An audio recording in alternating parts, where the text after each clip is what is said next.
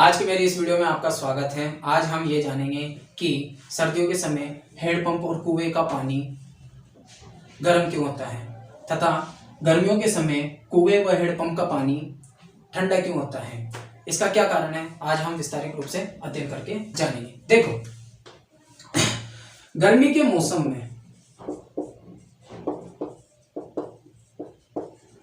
मौसम में सूर्य की किरणें पृथ्वी के ऊपर गिरती है, लेकिन पृथ्वी के अंदर प्रवेश नहीं करती। जमीन के अंदर थोड़ी ना सूर्य की किरणें जाएगी। इस वजह से पृथ्वी के ऊपर वाला एरिया तो क्या हो जाता है, गर्म हो जाता है, मतलब वहां का तापमान अधिक हो जाता है। इस वजह से गर्मी पड़ती है ऊपर। ठीक है, अब यहाँ का तापमान अधिक है और जमीन के नीचे का तापमान क्या है, कम है।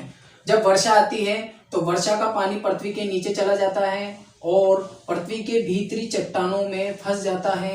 ये भीतरी चट्टानें हैं, इन चट्टानों में यह जल, वर्षा का जल एकत्रित हो जाता है और इसे ही हम क्या कहते हैं, भौमजल कहते हैं। मतलब कि भूमि के अंदर पाया जाने वाला जल क्या कहलाता है, भौमजल कहलाता है, जो कि चट्टानों में एकत्रित होता है। ठीक है, तो गर्मी के मौसम में क्या होता है, जब सूर्य की किरणें पृथ्वी पर पड़ती है तो ये बाहर के वातावरण को तो गर्म कर देती है, लेकिन पृथ्वी के भीतरी वातावरण को गर्म नहीं कर पाती है। इस वजह से भीतरी वातावरण का तापमान कम होता है और तापमान कम होने की वजह से यहाँ का जल ठंडा होता है। इसलिए गर्मी के मौसम में हैंडपंप, अब यही पानी तो निकाल रहा है हैंडपंप और यही पानी कुआं निकाल रहा है। ठीक है, ये मतलब भौमजल के पानी को ही तो हैंडपंप बाहर निकालता है और कुआं भी भौमजल को पानी को बाहर निकालता है। तो इसी वजह से गर्मी के मौसम में हैंडपंप और कुआं ठंडा पानी प्रदान करता है।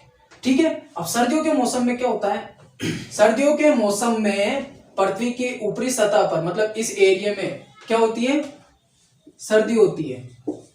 ठीक है, और ये सर्दी का कारण क्या है, सूर्य का ना आना। ठीक है, सूर्य का नहीं आना, और इसी सर्दी के कारण, इसी ठंड के कारण, शीत हवाओं के कारण पृथ्वी के ऊपरी परत पे तो पानी ठंडा देखने को मिलता है, लेकिन यह सर्दी पृथ्वी के भीतर प्रवेश नहीं करती। इस कारण नीचे का तापमान, पृथ्वी के नीचे का तापमान अधिक होता है और ऊपरी तापमान कम होता है। और इसी तापमान की कमी से पृथ्वी के ऊपरी पाए जाने वाले जितने भी जल के स्रोत हैं वो, उनका पानी ठंडा हो जाता है और नीचे का तापमान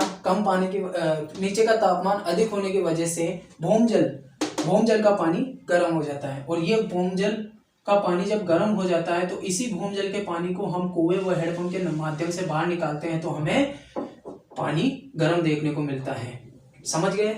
ठीक है, और जो नदी तालाब झील होते हैं ये भौमजल से कनेक्टेड नहीं होते हैं, ये खाली ऊपर के एरिया में होते हैं। इसलिए सर्दियों में पानी ठंडा हो जाता है नदी तालाब झील का और गर्मियों में गर्म हो जाता है। लेकिन कुएं और हैंडपंप का पानी सर्दियों में तो गर्म रहता है और गर्मियों में ठंडा रहता है। ठीक है।